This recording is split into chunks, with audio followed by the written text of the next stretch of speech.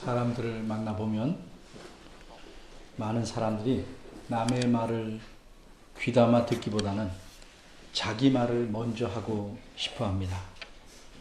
상대방이 말을 할 때도 그 말을 집중해서 듣기보다는 머릿속으로 자기가 해야 할 말을 정리하고 있습니다. 그래서 결국 남의 말을 제대로 듣지 못하고 오해하게 됩니다. 그런데 이런 경향은 성경 말씀을 읽을 때에는 더욱 심각하게 나타납니다. 왜냐하면 사람끼리 말할 때에는 상대방의 태도를 보고 내 말을 잘 들어보라고 말하거나 그렇게 생각하면 오해라고 말할 수 있지만 성경을 읽을 경우에는 그렇게 할 수가 없기 때문입니다. 내가 읽고 그 말씀을 오해를 하든지 전혀 다르게 이해를 해 가든지 간에 성경 말씀을 주신 하나님께서는 그 사람에게 직접 뭐라고 말씀하시지 않습니다. 그래서 사람들은 성경이 말씀하신 것을 잘 들으려고 하기보다는 자기가 알고 싶은 것만 찾으려 하고 듣고 싶은 것만 들으려고 합니다. 그 결과 읽는 사람이 성경 말씀을 제 마음대로 찢어서 필요한 곳에 갖다 붙여가지고 이상한 모자이크처럼 만듭니다. 여러분 이렇게 생각해 보십시오. 송아지 송아지 얼룩송아지 이 노래 우리가 다 압니다. 그런데 이 노래를 들으면서 나도 시골 가서 송아지 한 마리 사서 키워야겠다 이렇게 생각할 수 있습니다.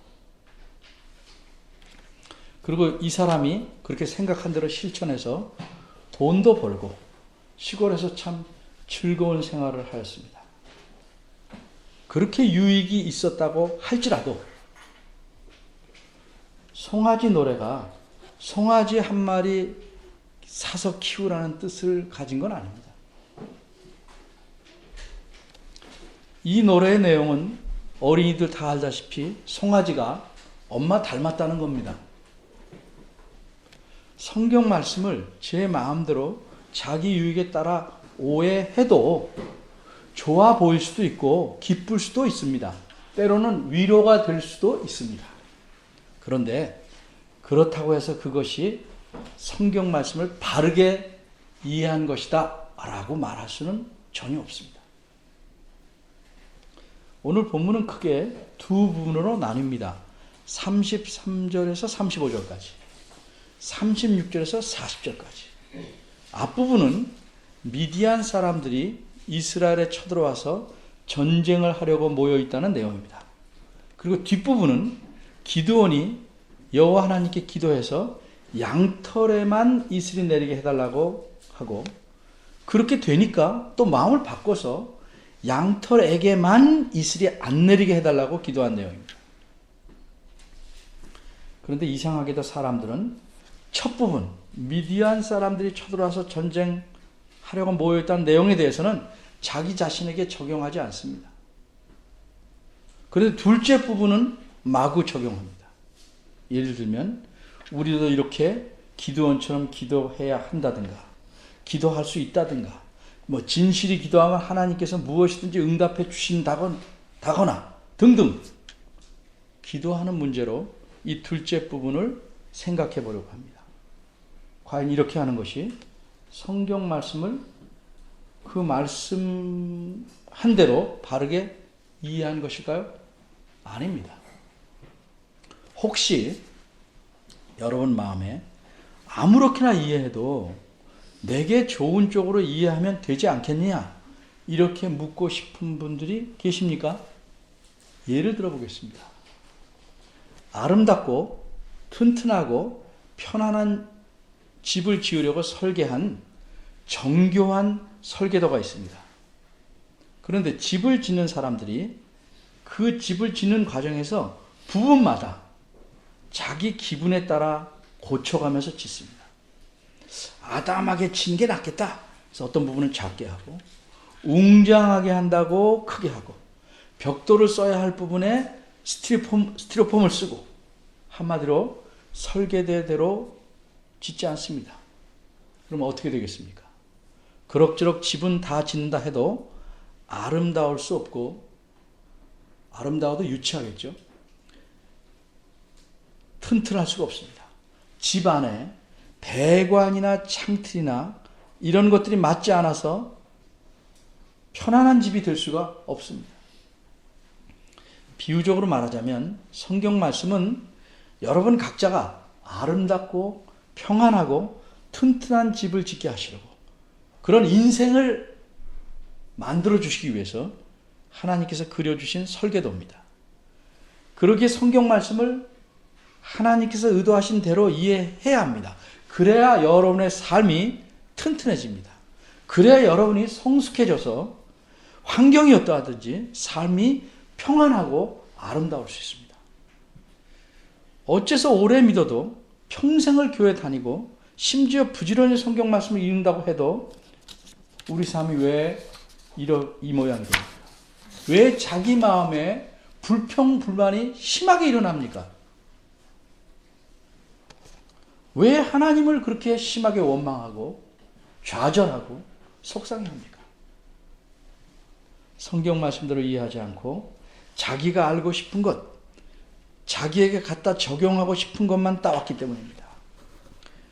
그러기에 하나님을 올바로 알기가 힘들고 그저 겨우 신앙의 기초만 유지하는 사람으로 살아갑니다.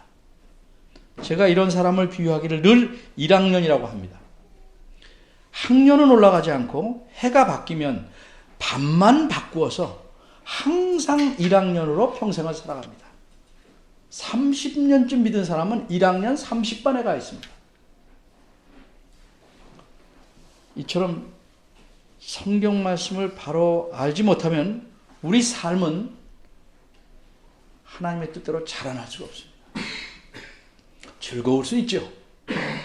그러나 성숙할 수는 없습니다. 성경 말씀을 바로 한다는 것은 우리 삶에서 지극히 중요한 것입니다. 우리 삶을 어떻게 만들어가는가를 결정하는 것이기 때문입니다. 이제 오늘 본문을 바르게 이해하기 위해서 세 가지를 살펴보고자 합니다. 첫째는 기드온은 어떻게 군사들을 모집하였는가. 두 번째, 기드온은 어째서 하나님을 시험하였는가. 세 번째, 오늘 본문은 어떤 목적으로, 어떤 의도로 기록되었는가. 첫째입니다. 기드온은 어떻게 군사들을 모집했는가. 33절에서 35절까지 나와 있습니다. 이때 무슨 일이 일어났습니까? 미디안 사람들이 이스라엘을 공격해 왔는데 그들만 온 것이 아닙니다. 아말렉 사람들과 동방 사람들, 아마 지금으로 말하면 베두인 족속같이 사막에서 사는 사람들이 함께 쳐들어왔습니다. 근데 이들이 쳐들어온 것은 한두 번이 아닙니다. 이번이 벌써 7년째입니다. 이미 6년 동안 와서 이스라엘 백성을, 특별히 이 지방의 사람들을 완전히 망가뜨렸습니다. 그들의 양식은 물론이고 모든 짐승들을 맞아 다 잡아갔습니다. 이들은 성경에는 처음 등장한 약대를 타고 공격해 왔습니다. 얼마나 공격이 심했는지 사사기 6장에는 이렇게 설명합니다. 4절에 보니까 토지소산을 멸하여 이스라엘 가운데 식물, 즉 먹을 수 있는 것은 하나도 남겨놓지 않았습니다. 소도 없고 나귀도 없고 양도 없었습니다. 다 데려갔습니다. 물론 이것은 좀 과장법입니다. 우리 조금 전에 기드온이 지난주에 둘째 소를 데리고 움직였으니까 소가 적게지만 남아있는 겁니다. 그러니까 눈에 띄지 않게 숨겨놓은 것들은 남았겠죠. 어쨌든 모든 것이 없어졌다고 할 만큼 심각하게 되었습니다. 그 쳐들어오는 사람들은 아마 1년 중 곡식을 거두는 추수 때 즈음만 주로 몰려와서 싹쓸이 해갑니다. 그때마다 사람들은 천연동굴에도 숨고 인공적으로 굴을 파서도 숨고 또 쳐들어오면 어떻게든 막아내려고 토성도 쌓고 돌로 요새도 쌓았습니다. 이렇게 해서 버티고 있기를 6년입니다. 너무너무 힘들어서 하나님께 부르짖으니 하나님께서 그들을 위해서 어떤 일을 행하시는지를 보여주기 시작한 것이 6장의 내용입니다. 오늘 본문 33절입니다. 이스라엘에 쳐들어온 사람들은 골짜기에 진을 쳤습니다. 어떻게 골짜기에 진을 칠 수 있을까? 이렇게 생각할 수 있겠지만 여기서 말하는, 그리고 성경에서 말하는 골짜기라는 것은 산과 산 사이에 있는 넓은 평야를 의미합니다. 이 평야가 지금의 에스달론 평야라고 학자들은 생각하는데, 폭이 좁기도 하고 넓기도 하고 약 10에서 15km 정도 되고 길이는 30km 정도가 되는 굉장히 넓은 곳입니다. 일종의 분지입니다. 이곳에 적들이 진을 쳤습니다. 이전 같으면 이스라엘 사람들이 어떻게 했겠습니까? 모든 사람이 숨을 것이고 물론 기드온도 숨을 겁니다. 근데 이번엔 달랐습니다. 기드온이 나팔을 붑니다.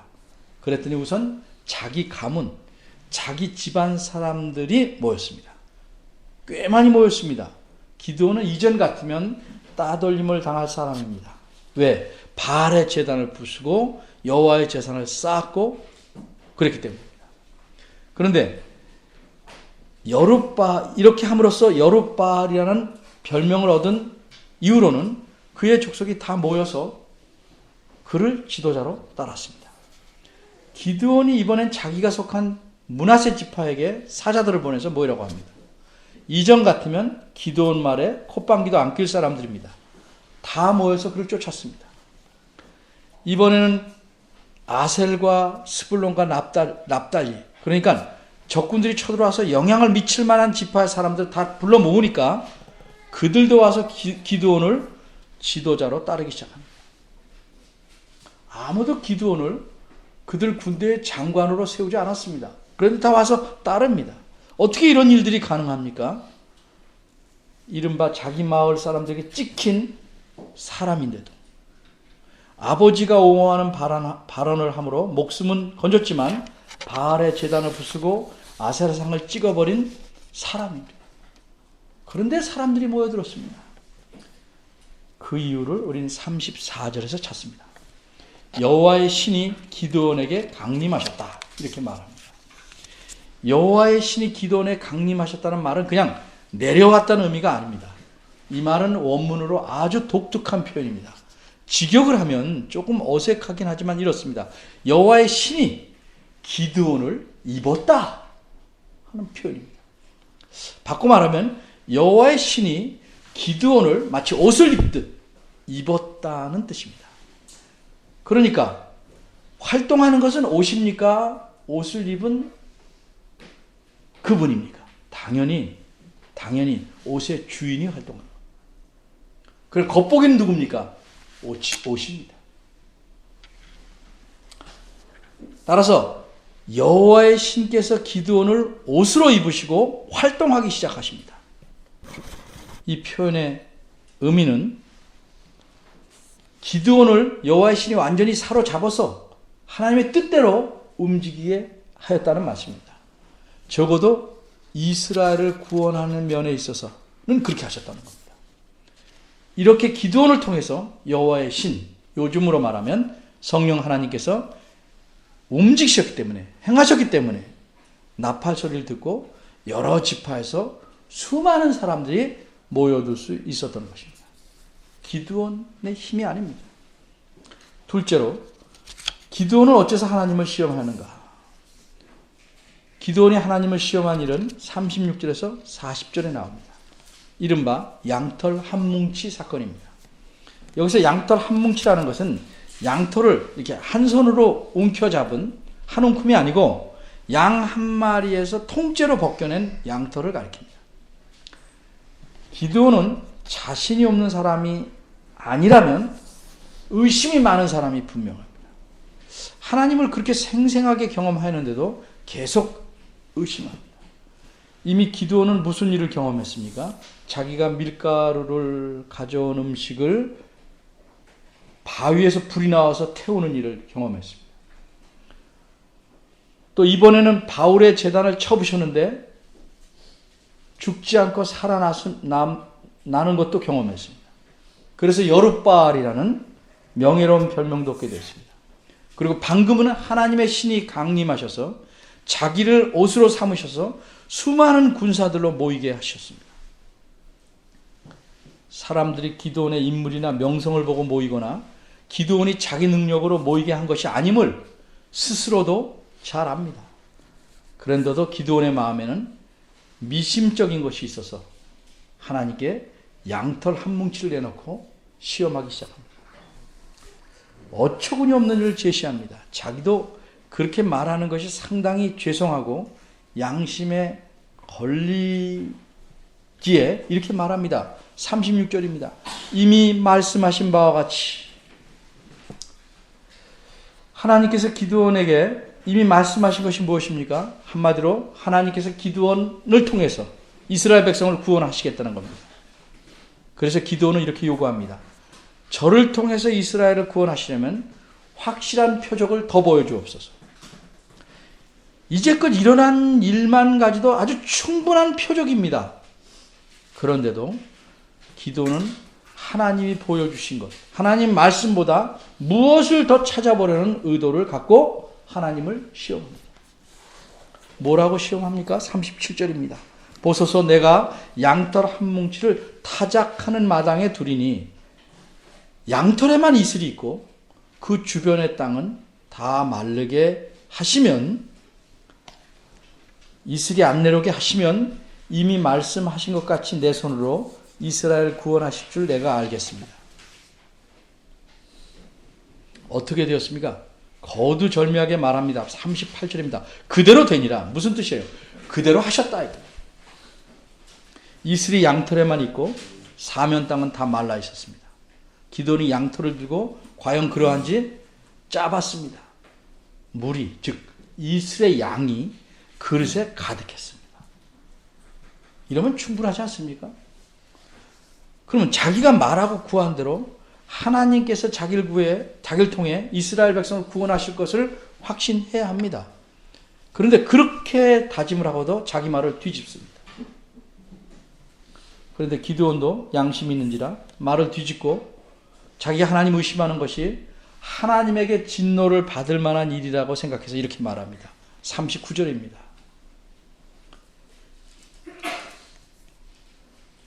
여짜오되 주여 내게 진노하지 마옵소서.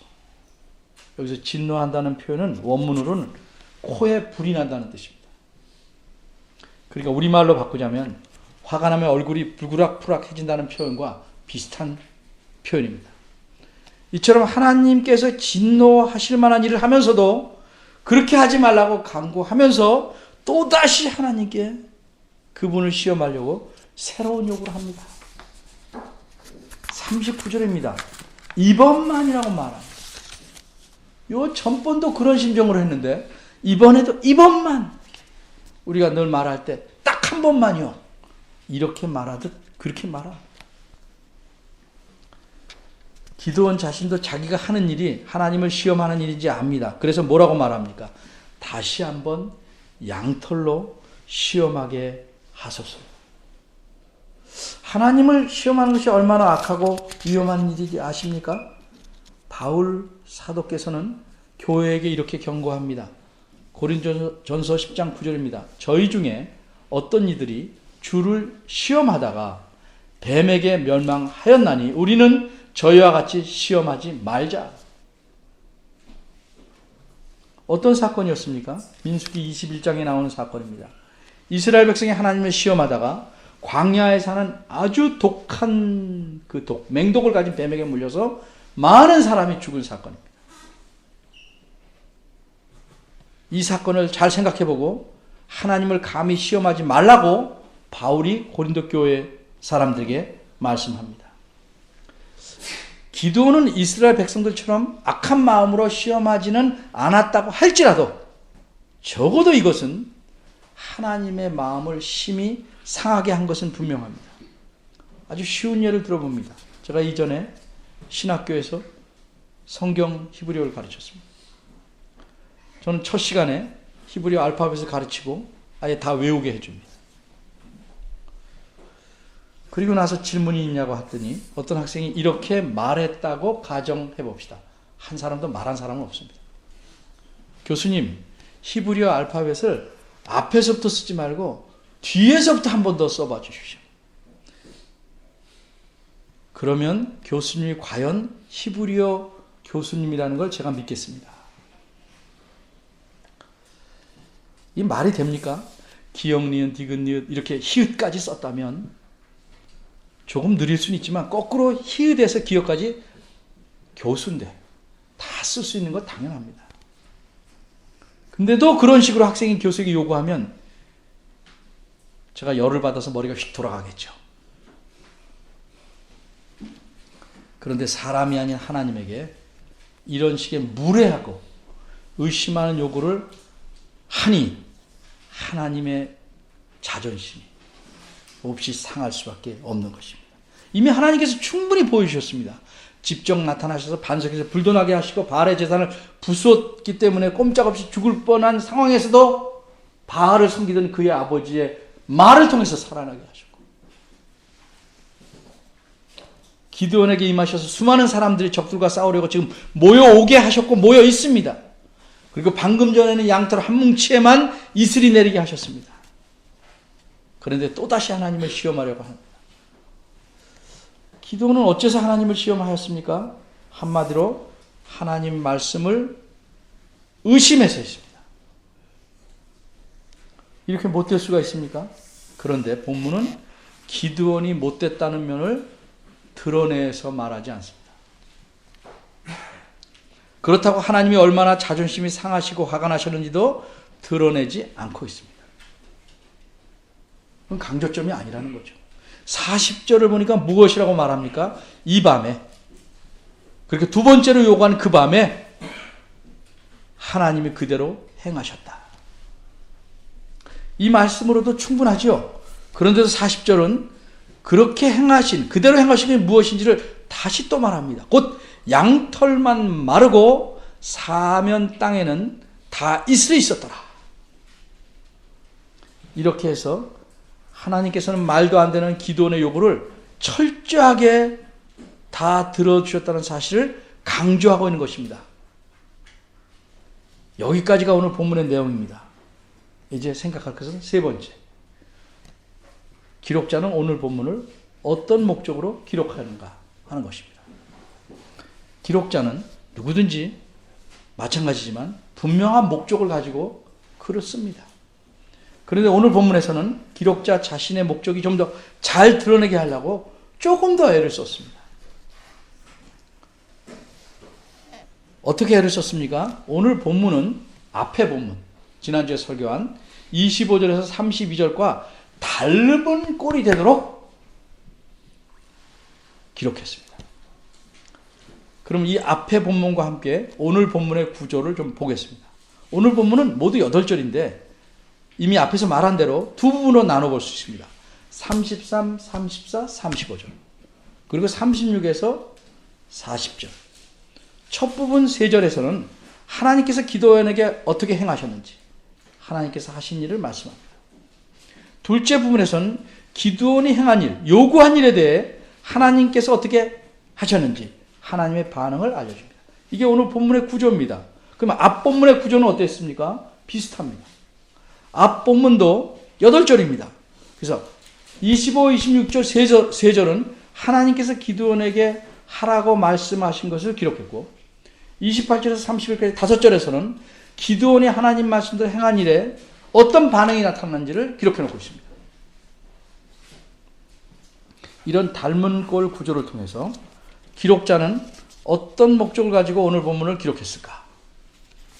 그것은 앞 본문과 연관해서 하나님이 어떤 분이신지를 대조적으로 분명하게 드러내려는 것입니다. 바꿔 말하면 기드온처럼 우리가 기도해도 되나 안 되나를 보여주려는 건 아닙니다. 혹시 그래도 우리가 기드온처럼 기도하면 될까 안 될까 알고 싶은 분은 제가 2011년 1월 23일 주일에 하나님의 순종이라는 제목으로 설교했습니다. 거기서 잘 다루었습니다. 그거 다시 들어보십시오. 그럼 기록자가 오늘 본문을 통해서 이 본문을 처음 읽는 이스라엘 사람들에게 의도하는 것이 무엇일까? 언제나 그렇듯이 그것은 여호와 하나님이 어떤 분인지를 보여주려는 겁니다. 그런데 앞부분과 연관해서 흥미롭게 대조해서 나타납니다. 이 기록한 당시에 이스라엘 사람들이 신으로 섬기고 있던 바알이 어떤 신인지를 대조해서 이번에는 하나님의 어떠하신 분이신지를 돋보이게 하고 있습니다. 당시 이스라엘 백성들은 하나님을 버리고 바알을 섬겼습니다. 그들이 섬긴 바알이 어떤 신입니까? 이런 신입니다. 자기의 제단을 무너뜨려서 자기를 모욕한 기드온에게 벌은커녕 얼굴 들어서 째려보지도 못한 신입니다. 왜 그렇습니까? 바알은 죽은 신이기 때문입니다. 정확히 말해서 존재하지도 않는 헛것입니다. 반면에 하나님은 어떤 분이십니까? 살아서 역사하시는 신입니다. 그러기에 하나님은 기드온과 함께 하셨고 하나님을 거듭 시험하는 기드온에게까지 참으시고 그가 요구한 일을 들어주셨습니다. 왜 그랬습니까? 기드온의 한 일이 잘한 것이 아니고 참으신 이유는 하나님의 백성을 구원하시기 위해서, 기드온을 통해서 구원하시기 위해서입니다. 이렇듯 하나님은 자기 백성 전체를 위해서, 그것도 이 백성이 어떤 백성이에요? 범죄해서 바알을 섬겨서 이방 족속의 침략을 받고 고생하는 그 백성 전체를 통해서, 전체를 위해서 하나님 자신의 위엄과 권위를 개의치 않으시고 그 말도 안 되는 요구를 들어주신 분입니다. 하나님은 단순히 살아계시고 또 영원전부터 살아오셔서 이제는 힘이 빠지셔서 아무 일도 하실 수 없는 그런 분이 아닙니다. 하나님은 살아계셔서 자기 백성을 위해서라면 무슨 일이라도 행하시는 하나님이십니다. 기드온 시대에만 이렇게 하신 것이 아닙니다. 하나님이 이전에도 하나님의 백성을 구하시려고 할 때 그 일을 맡아서 행하는 모세가 머뭇거리자 지팡이로 뱀을 만드는 일도 하셨습니다. 또 패역한 이스라엘 백성이 죽지 않게 하시려고 아론의 마른 지팡이에 움이 돋고 순이 나고 꽃이 피어서 살구 열매가 열리게 하는 일도 하셨습니다. 그리고 지금은 기드온을 통해 그 백성을 구원하기 위해서 기드온이 요구하는 그 불쾌하고 못된 시험조차도 기꺼이 용납하시고 응답하셨습니다. 이렇게 하나님께서 하신 일들은 말할 수 없이 많이 성경에 기록되어 있습니다. 그런데 이 모든 일들의 절정은 남자를 전혀 알지 못한 처녀를 통해서 아들을 낳게 하십니다. 이 일은 세상 모든 역사에서 전무후무한 유일한 일입니다. 도저히 불가능한 일을 하나님께서 행하셨습니다. 왜 그렇게 하셨습니까? 자기 백성을 위해서 그렇게 하셨습니다. 그리고 하나님은 그렇게 태어난 아들로 자기 백성의 죄와 슬픔과 고난과 아픔을 다 담당케 하시고 마침내는 그들을 대신해서 십자가에서 죽게 하셨습니다. 이 사실을 가리켜 사도 바울은 로마서 5장 8절에서 이렇게 말합니다. 우리가 아직 죄인 되었을 때 그리스도께서 우리를 위해 죽으심으로 하나님께서 우리에게 향한 자기의 사랑을 확증하셨다. 우리는 단지 우리 마음속에, 우리 생각 속에만 살아있는 하나님을 섬기는 게 아닙니다. 우리 마음속에만 살아계셔서 실제 우리 삶 속에서는 아무것도 할 수 없는, 사실상은 죽은, 겨우 개념적으로만 살아있는 하나님을 섬기는 게 아닙니다. 그런 무기력한 하나님을 섬기는 게 아닙니다.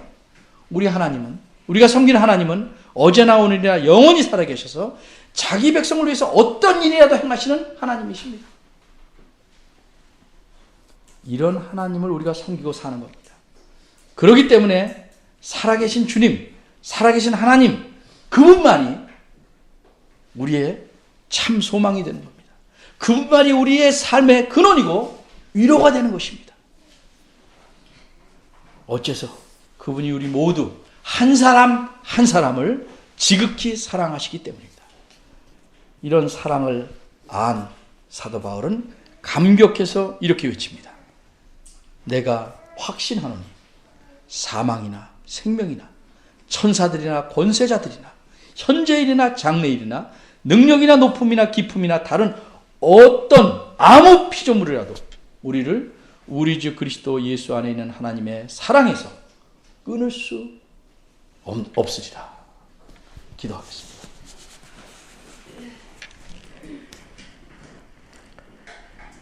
사랑의 하나님, 하나님께 우리를 어떻게 표현할 수 없을 만큼 지극히 말할 수 없이 사랑하시는데도 저희가 하나님께 대한 감사는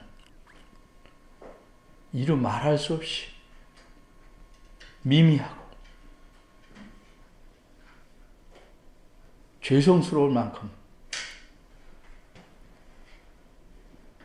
못됐습니다.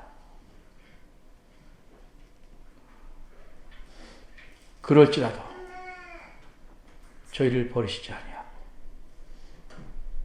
늘 사랑으로 변함없이 일관되게 신실하게 저희를 대해주시는 하나님의 은혜와 사랑에 감사합니다.